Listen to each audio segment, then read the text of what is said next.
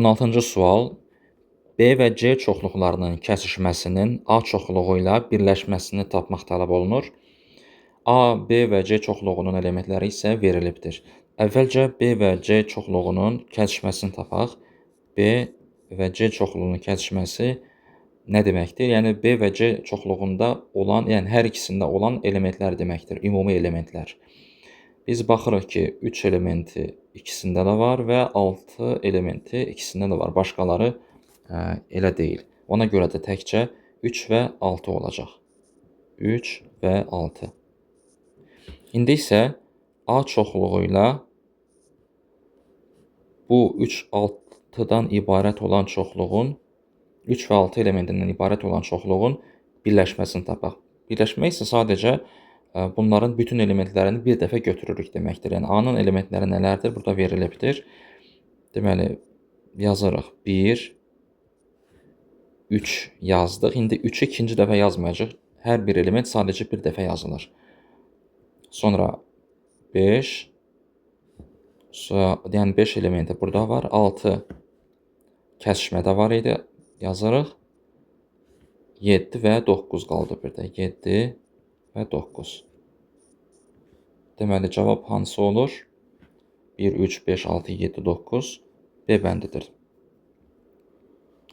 17-ci sual. Aşağı verilmiş aralıqlardan fx bərabərdir -3 kosinus x funksiyası harada, yəni bu verilmiş aralıqlardan hansında azalandır? Əvvəlcə gəlin fx bərabərdir kosinus x funksiyasına baxaq. Kosinus x funksiyası 0-dan pi-yə qədər azalandır.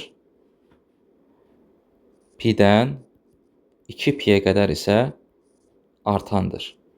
Ancaq biz əgər funksiyanın qarşısına mənfi bir ədəd, yəni mənfi ədədə vursaq əgər kosinus x funksiyasını, burada nətərdir? -3-ə vurulub. Deməli, -3 kosinus x funksiyası artan olan yerdə azalan olacaq, azal olan yerdə isə artan olacaq. Yəni yerlər dəyişir. 0 pi aralığında kosinus x funksiyası azalan idi, deməli indi artan olacaq. Yəni -3 kosinus x funksiyası artan olacaq bu aralıqda. Pi 2pi aralığında isə kosinus x funksiyası artan idi, deməli -3 kosinus x funksiyası azalan olacaq. İndi isə biz variantlara nəzər yetiririk və bunlardan hansı azalan olan, yəni ki, pi 2pi aralığında yerləşir, onu tapmağımız lazımdır. Başlayaq birinci A bəndindən. Bunların ikisi də mənfi olduğu üçün gəlin əvvəlcə funksiyanın dövrü, yəni 2pi-ni üzərinə gələk, 2 müsbət ədəd əldə edək. Əgər biz bunun iki tərəfinə də 2pi əlavə etsək, nə əldə edirik? A bəndində deməli 8 pi bölü 4 olaraq yazsaq, bunu -9 pi üstəgəl 8 pi olur. Mənfi pi bölünsün 4. Burada isə 8 pi gələndə pi bölünsün 4. A bəndi budur. Ancaq A bəndində mənfi pi bölü 4-dən pi bölü 4-ə qədər olan aralıq deməli, yəni mənfi pi bölü 4-dən 0-a qədər funksiya olacaq azalan, ancaq 0-dan pi bölü 4-ə qədər artan olacaq. Yəni bəzi hissəsində bunun bir hissəsində azalandır, bir hissəsində artandır. Ona görə də bu aralıq bizə əl vermir. B bəndində yenə mənfi ədədlər verildiyi üçün üzərinə 2pi gəlirik bunların. -5pi bölü 3 üstəgəl 2pi. 2pi-ni biz əgər 3-də 6pi olaraq yazsaq, -5pi üstəgəl 6pi pi bölü 3 olur. Sağ tərəfdə yenə 6pi bölü 3 gəlsək, 2pi bölü 3 olur. Bu aralıq 0 pi aralığına daxildir. Yəni 0 pi aralığında dediyimiz kimi funksiya gördüyünüz kimi artandır. Bizə azalan lazımdır, ona görə də B bəndi doğru cavab deyil. Keçirik G bəndinə. G bəndində birbaşa görünür ki, bu aralıq 0-pi aralığında yerləşir. 0-pi aralığında bayaq da dediyimiz kimi artandır funksiya. Ona görə G bəndi də doğru deyil. Qalır D bəndi. D bəndinə fikir versək, 4pi/3-dən 7pi/4-ə qədər olan aralıq tamamilə pi-2pi aralığında yerləşir. Ona görə də doğru cavab D bəndi olacaq. Yəni, bu aralıqda fx bərabərdir -3 kosinus x funksiyası azalandır. 18-ci sual. Üçbucağın daxilində təsadüfən götürülmüş nöqtənin bu üçbucağın hər üç tərəfinin orta nöqtələrini birləşdirərək əldə edilmiş üçbucağın daxilinə düşməsi ehtimalı nəyə bərabərdir? Üçbucaq çəkək. Bu üçbucağın hər üç tərəfinin orta nöqtəsini götürək.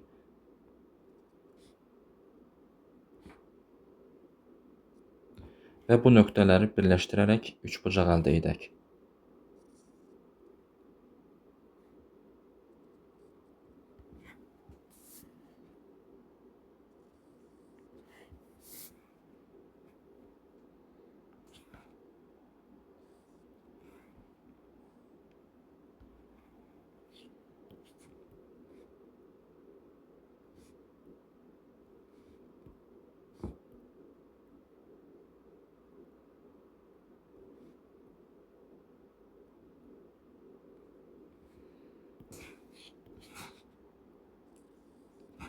Belə olsun.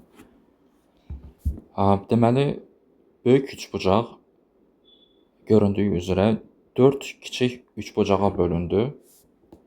Bu üçbucaqlardan əgər bu parçanın uzunluğuna x desək, deməli bu tərəfdə x olacaq. Eyni bunun kimi də bura y olanda burada y olur. Və bura z desək əgər bura, deməli bu parça da z olacaq. İndi isə belə bir teoremdən istifadə eləyək. Üçbucağın iki tərəfinin orta nöqtələrini birləşdirən parça, misal üçün bu parçanı götürək.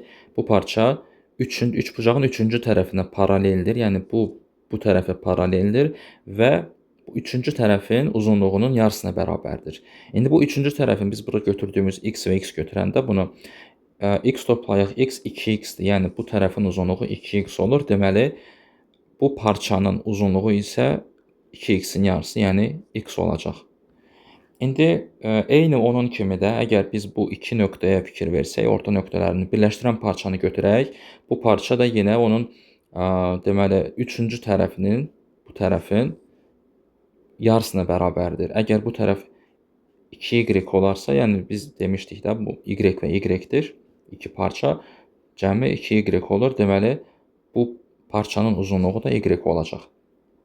Eyni məntiqlə üçüncü tərəfi də biz z olduğunu taparıq. İndi isə fikir verək. Baxın, bu alınan 4 kiçik üçbucağın tərəfləri hamısı bir-birinə bərabərdir. Götürək birinci, gəlin bax bu üçbucağı. Tərəfləri nə oldu? X, y, z. Eynən digər üçbucaqlara da fikir versək, hamısı x, y, z olacaq. Deməli, alınan bu 4 üçbucaq bir-birinə bərabərdir. Ona görə də götürülmüş nöqtənin bu daxilə düşməsi ehtimalı, yəni içdə bax bu üçbucağın içinə düşməsi ehtimalı, deməli aşağıda biz ümumi mümkün ehtimalları yazırıq. 4 üçbucaq olduğu üçün aşağıda 4 yazırıq və əlverişli hal isə daxildə olan bu bir üçbucaqdır. Ona görə də yuxarı 1 yazılır. Deməli ehtimal 4-də 1-ə bərabərdir. Doğru cavab A bəndidir.